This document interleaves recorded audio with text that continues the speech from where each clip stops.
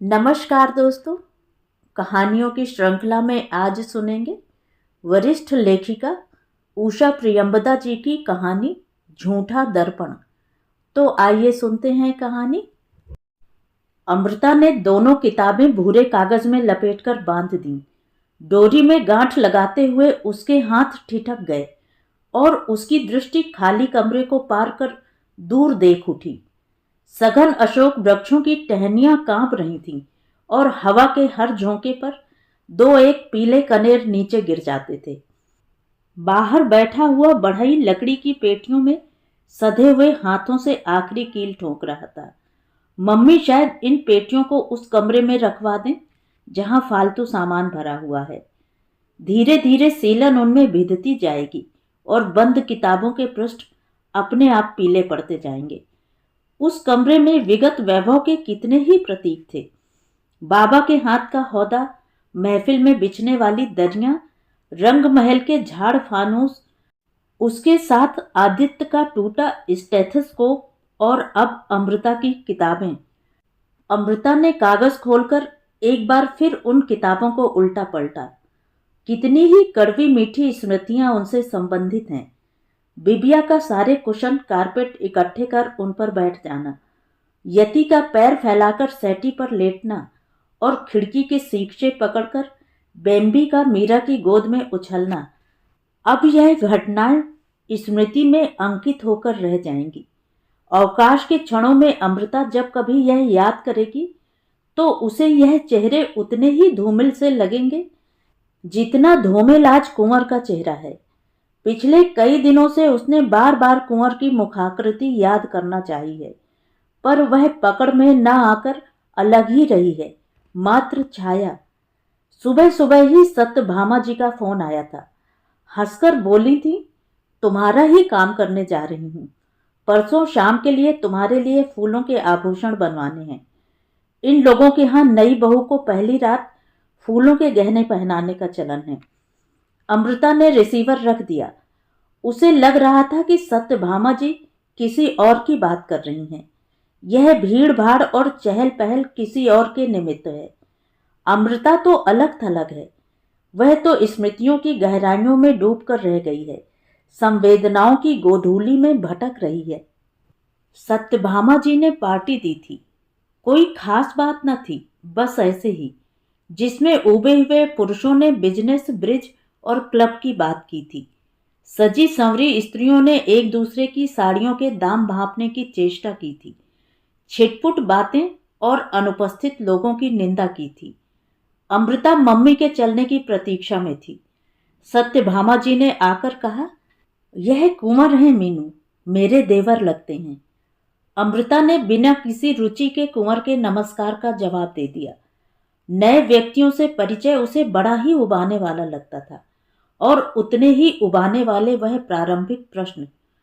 अमृता को लगातार उद्यान की ओर देखते हुए कुंवर ने पूछा, आप गार्डनिंग में रुचि रखती हैं? जी नहीं, उससे भी कुछ अपेक्षित है, यह अनुभव कर अमृता ने पूछा। आप? थोड़ा बहुत, कुंवर ने उत्तर दिया। अमृता ने सोचा कि उसे बताए कि वह आजकल एक नई भाषा पढ़ रही है, पर यति का ध्यान आते ही उसके अंदर दीप सा जल उठा। तभी मम्मी आई। कुंवर को अमृता के पास खड़ा देख वह मुस्कुराई और रास्ते भर कुछ सोच सोच कर मुस्कुराती रही। उसके बाद कई बार कुंवर दिल्ली आया और हर बार सत्यभामा जी ने अमृता को बुलाया, पर वह नहीं गई। और कल का दिन और उसके बाद का दिन और फिर एक के बाद एक कितने ही दिन। जीवन। कुंवर का चेहरा यदि स्पष्ट भी होता तो क्या होता? कुंवर को अच्छी तरह जानती होती तब भी उसके अंदर यही डूबती सी भावना होती, क्योंकि किताबों की पेटियों में कीलें ठुकती और बिबिया, यति, मीरा और बेम्बी सभी को छोड़ना पड़ता। किचनर रोड की कोठी में इस समय बड़ी चहल पहल होगी। डैडी ड्रेसिंग गाउन पहने, हाथ में सिगरेट का टिन पकड़े इंतजाम कराते घूम रहे होंगे।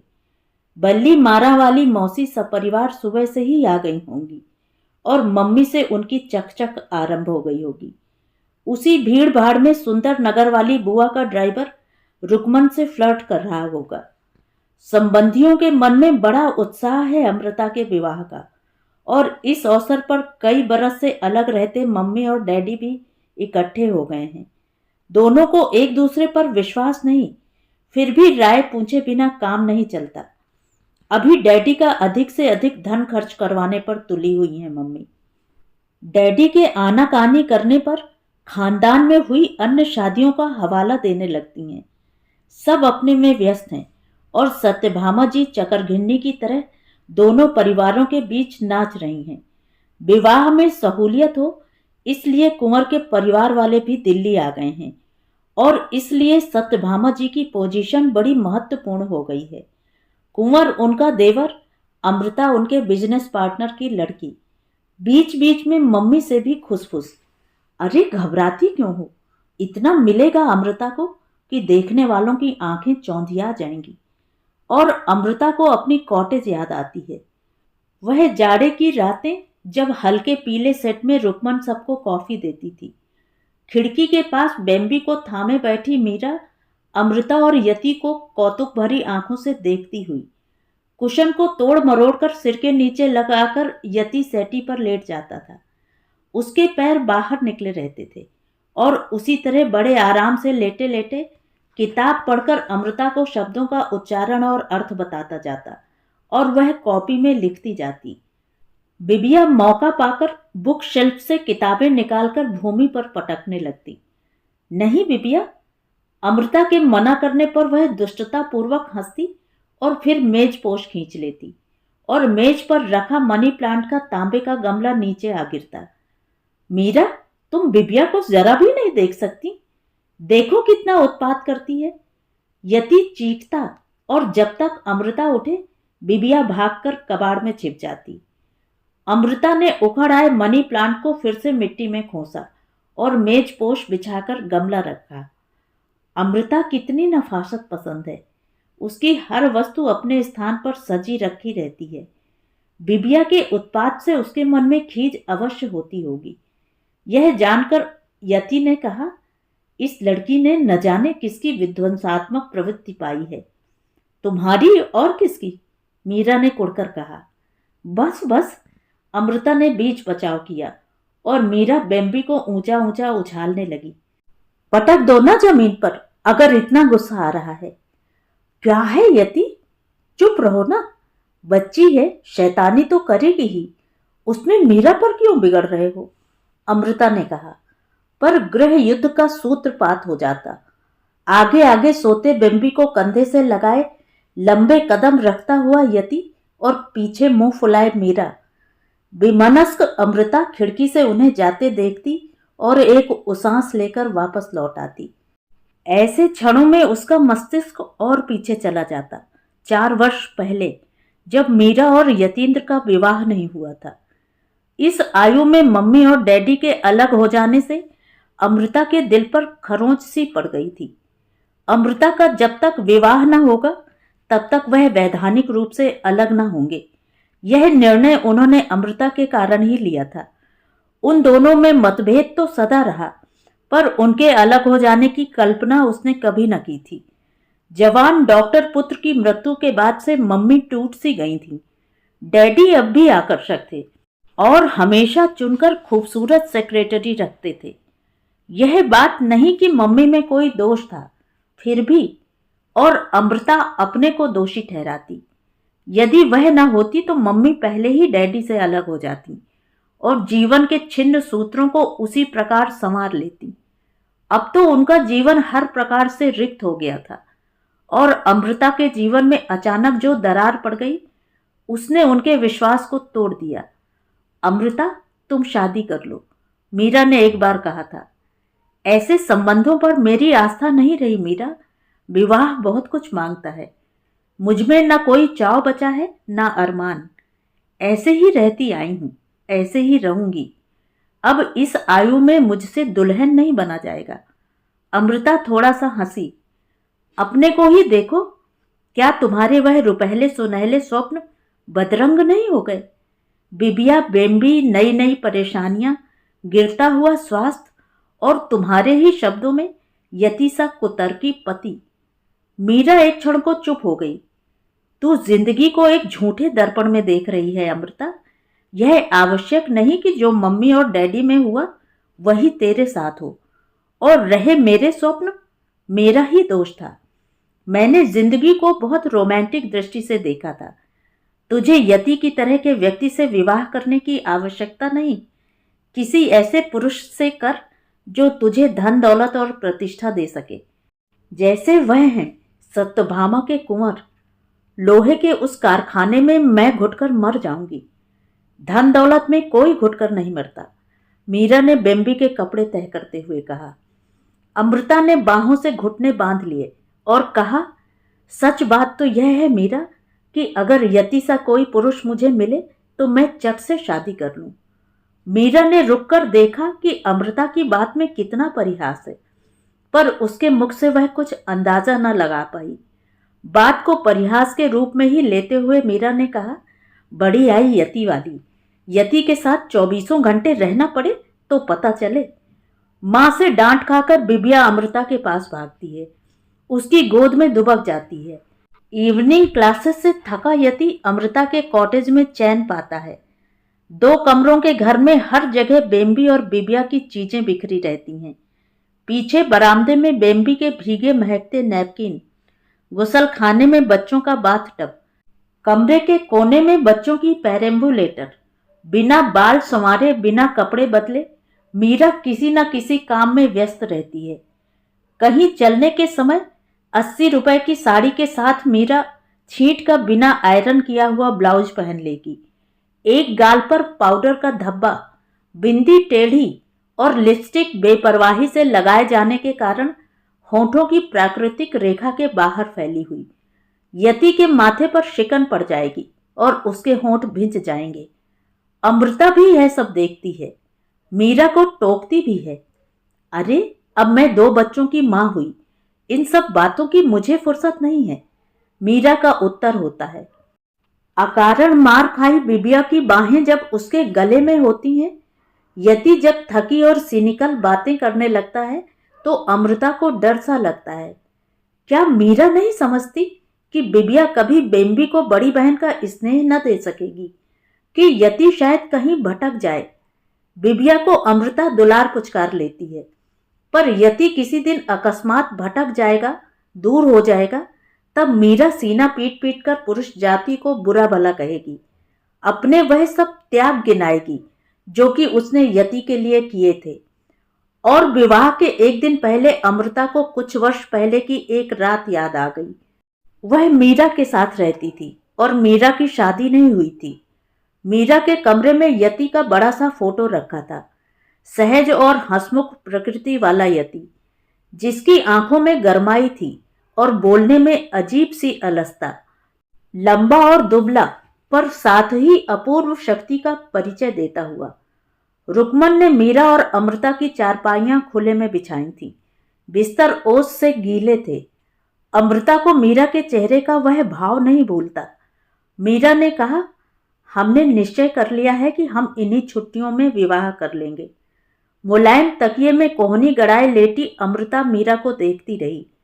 आंगन के पीछे दीवार की लता सफेद और लाल फूलों के भार से झुक गई थी और उनकी सुगंध चारों ओर मंडरा रही थी। यति का तो कोई भी नहीं, बड़ी बहन ने पाल पोस कर बड़ा किया। मेरे पेरेंट्स यति को पसंद नहीं करते। वह कहते हैं कि हमारी बैकग्राउंड भिन्न है। मैंने कभी रुपए की परवाह नहीं की। घर चलाना मुझे नहीं आता। फिर फादर कहते हैं कि विदेशी भाषाएं पढ़ाने वाले अध्यापक के लिए आगे क्या चांस है। असल में यति जब फ्रांस से लौटा तो विभाग में कोई जगह न थी। फ्रेंच पढ़ाने की पोस्ट थी। ग्रेड 1 ही था। यति ने वही स्वीकार कर ली। मीरा के चेहरे का सांवलापन चांदनी में धुलकर बड़ा लुभावना लगने लगा। ढीले बालों की चोटी का सिरा खोलते गूंथते मीरा ने कहा, मुझे तो अमृता कभी कभी बड़ा डर लगता है। अमृता को लगा कि इस तरह बैठे बैठे वह थक गई है। वह लेट गई और खुली बाहों पर चादर के भीगे ठंडेपन से रोए उठाए। मीरा सो गई, पर अमृता देर तक जागती रही। यति, मीरा, डैडी और मम्मी और वह कल्पना मूर्ति जो उसने बचपन से संजोई थी अचानक ही स्पष्ट हो गई और उन आंखों की गरमाई बड़ी पहचानी पहचानी सी लगने लगी। अमृता को उपहार में क्या दिया जाए, इस पर मीरा और यति में बहुत बहस हुई थी। बिबिया के रिबन से खेलती अमृता ने उस बहस में कोई हिस्सा नहीं लिया। मीरा उसे प्रेशर कुकर देना चाहती थी, पर यति का कहना था कि वह ऐसी अनरोमांटिक चीज नहीं देगा। यह लड़की स्वयं बड़ी अनरोमांटिक है, नहीं तो जिसे केवल एक बार पार्टी में देखा उससे विवाह करने को तैयार हो जाती। बड़ी भोली बनती है, बड़ी आज्ञाकारिणी। जो डैडी की इच्छा हो करें। डैडी किसी साधारण से पुरुष से शादी ठहराते, तब हम देखते कि यह कैसे करती। मीरा के मन में अमृता के प्रति बड़ा आक्रोश था। अच्छा तो है, एक आध पंखा, साइकिल और अलमारी वगैरह हमें भी मिल जाएगी, यति ने हंसकर कहा। पर उसकी आंखों में खोयापन सा था, कुछ परेशानी, कुछ उलझन। अमृता ने एकाएक विवाह की स्वीकृति कैसे दे दी? यह बात यति और मीरा के लिए पहेली सी बन गई थी और अमृता कुछ हताश, कुछ खोई हुई सी थी। उसे यही मलाल था कि यति भी उसके मन की गांठ नहीं पकड़ सका। कुंवर से विवाह की स्वीकृति देकर उसने अपने को पूर्ण रूप से अदृश्य पर छोड़ दिया था और उसकी मनः स्थिति ऐसे प्राणी की सी थी जो कि अपनी नौका में धीरे धीरे पानी आता देख रहा हो और फिर भी चुपचाप बैठा हो, क्योंकि उसे यह अच्छी तरह पता है कि इससे लड़ना बेकार है। विवाह में क्या उपहार मिले, कैसी साड़ियां खरीदी जाएं, क्या दिया जाए, यह उसने पूर्ण रूप से औरों पर छोड़ दिया था। उसके मन में एक छिपी हुई आशा थी कि शायद यति समझे। ऐसे कब तक चलेगा? अमृता ने यति से पूछा। क्या? यति खिड़की के बाहर देख रहा था। मीरा बच्चों को लेकर पिता के पास चली गई थी और अमृता को बिबिया की बहुत याद आ रही थी। यही तुम्हारी नाराजी? जाकर मीरा को ले आओ ना। अमृता सैटी के एक किनारे बैठी थी। उसकी गोद में किताब खुली हुई थी और उसके अनुरोधपूर्ण नेत्र यति पर थे।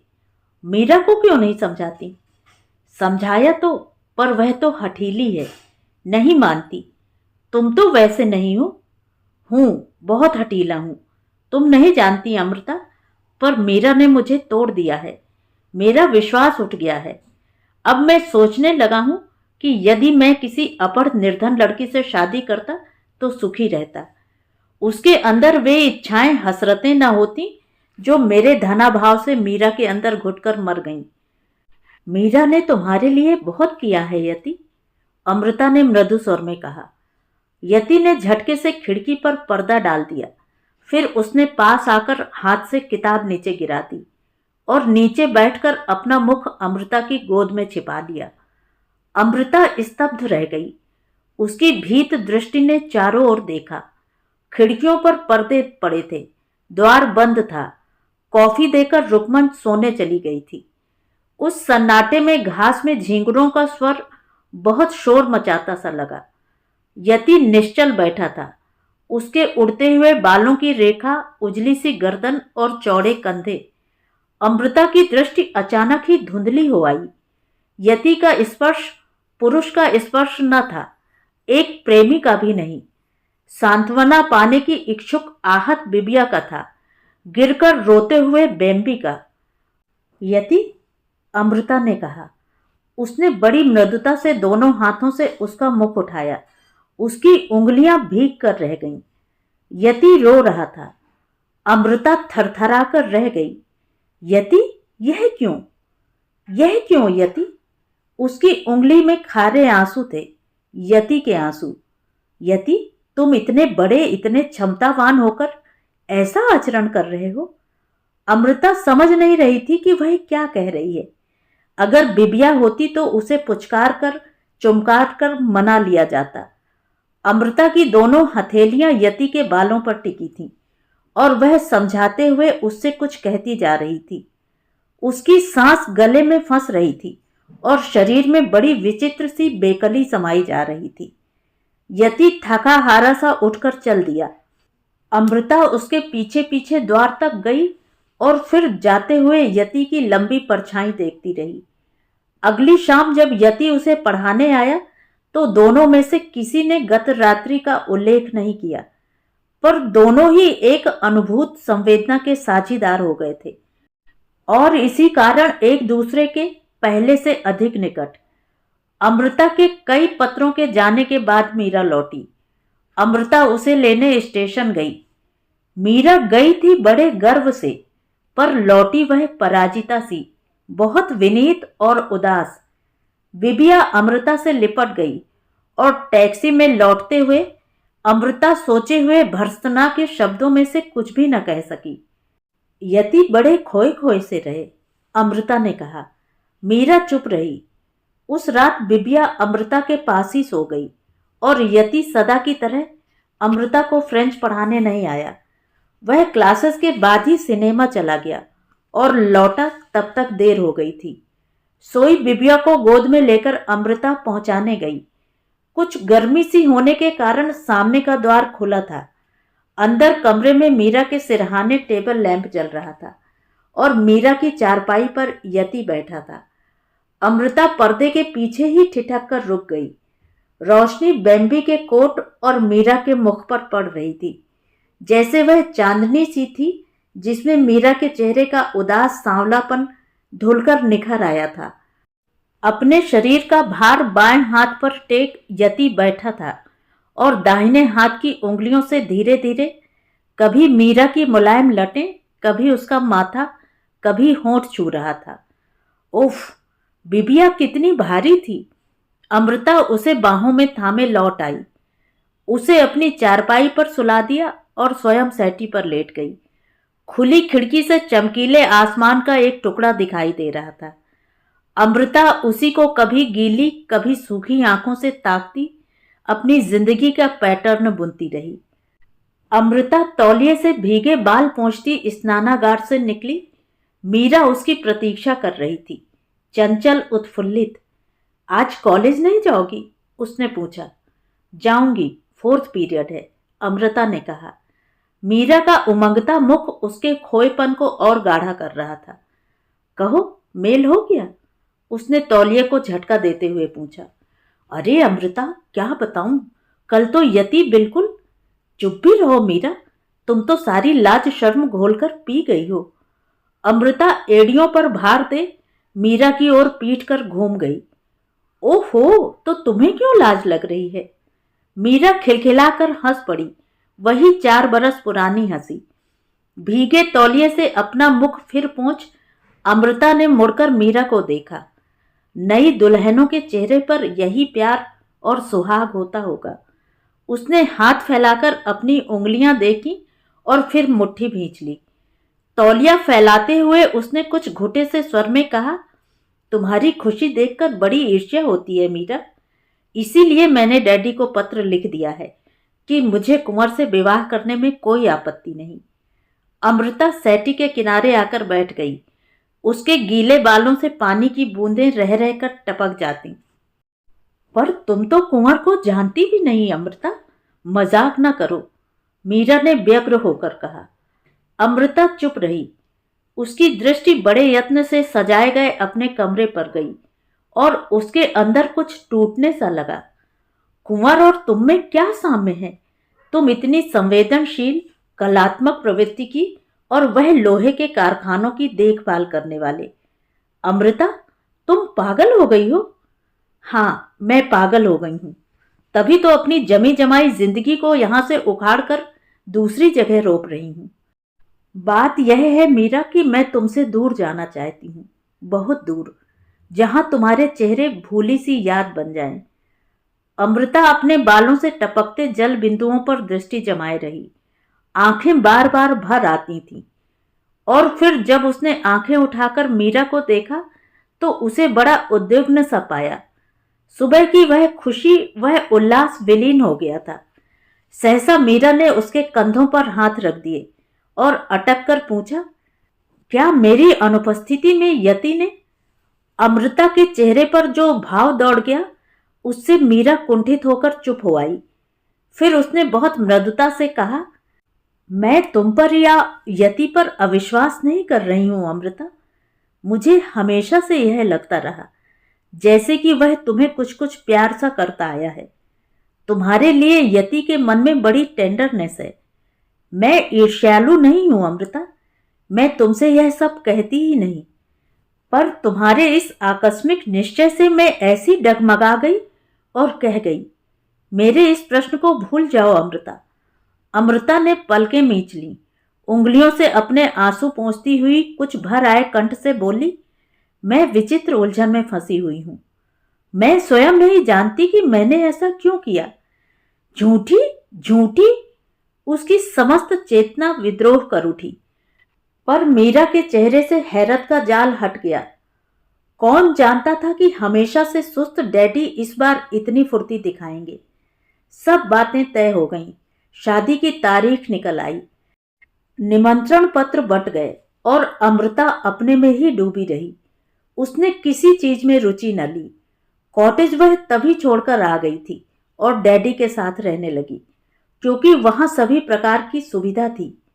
मीरा अस्वस्थ थी और डॉक्टर ने इस बार उसे आरंभ से ही बहुत सावधान रहने की चेतावनी दे दी थी। यति कभी कभी 2-4 मिनट को आ जाता और कभी अमृता से साथ चलने के लिए आग्रह भी करता, पर अमृता नहीं गई। यति के नेत्रों की आकुलता उससे छिपी न थी। यति के पूछने पर वह क्या उत्तर देगी। वह यति को कैसे समझा सकेगी कि कुंवर से विवाह करने के मूल में कौन सी प्रेरक घटना थी। 2-3 दिन पहले यति प्रेशर कुकर दे गया था। बिबिया तुम्हें बहुत याद करती है, यति ने कहा। मुझे भी उसकी बहुत याद आती है। अमृता को एकाएक लगा कि वह बिबिया की बात नहीं कर रहे हैं। यह तो मीरा की ओर से है, मैं तुम्हारे लिए कुछ और दूंगा, ढूंढ रहा हूं। अमृता चुप रही। उसके जाने के बाद मम्मी और बल्ली मारा वाली मौसी आकर इस बात पर विवाद करने लगी कि बारात के आगमन के समय अमृता को कौन सा जोड़ा पहनाया जाए। मुझसे दुल्हन नहीं बना जाएगा। अमृता ने चाहा कि चीख कर कह दे, पर अपने शब्दों की अनगूंज से वह स्वयं चौंक कर रह गई। बढ़ई पेटियां बंद कर चुका था और ठक ठक की आवाज बंद थी। केवल अशोक की शाखों की एक दूसरे से रगड़ और आम के पेड़ पर के 2 तोते पंख फड़फड़ाते हुए उड़ गए। दीवान सिंह और मनोहर ने पेटियां ले जाकर अंदर रख दी और ताला बंद कर दिया। वह पसीना पोंछते हुए आए और बड़ी सी काली चाबी उसे पकड़ा दी। तुम दोनों अब किचनर रोड चले जाओ, मैं 1 बजे तक आ जाऊंगी, अमृता ने कहा। फिर उसने कपड़े बदले और दोनों किताबें उठा लीं। उसने सोचा था कि यति की यह दोनों किताबें उसे लौटा देगी। अब इनका क्या प्रयोजन, और यति के साथ आखिरी बार चाय पिएगी, फिर किचनर रोड लौट जाएगी और अपने को कल वह अपने उन संबंधियों की दया पर छोड़ देगी।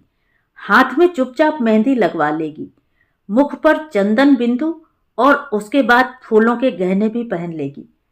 पर आज का दिन उसका अपना, सोचने के लिए, याद करने के लिए, दुख मनाने के लिए। अमृता ने रेस्तरां में जाकर चारों ओर यति को खोजते हुए देखा। अंदर हल्का सा अंधेरा था और धूप से आने के कारण उसे सब कुछ स्पष्ट नहीं दिखाई दे रहा था। बैंड पर नाच की एक पॉपुलर धुन बज रही थी और सब ओर धुआं धुआं सा था। एक कोने की मेज पर से कोई उठा और उसकी ओर बढ़ने लगा। अमृता ने एक क्षण को समझा कि यह यति है, पर ध्यान से देखने पर पाया कि वह तो उसे जानती भी नहीं।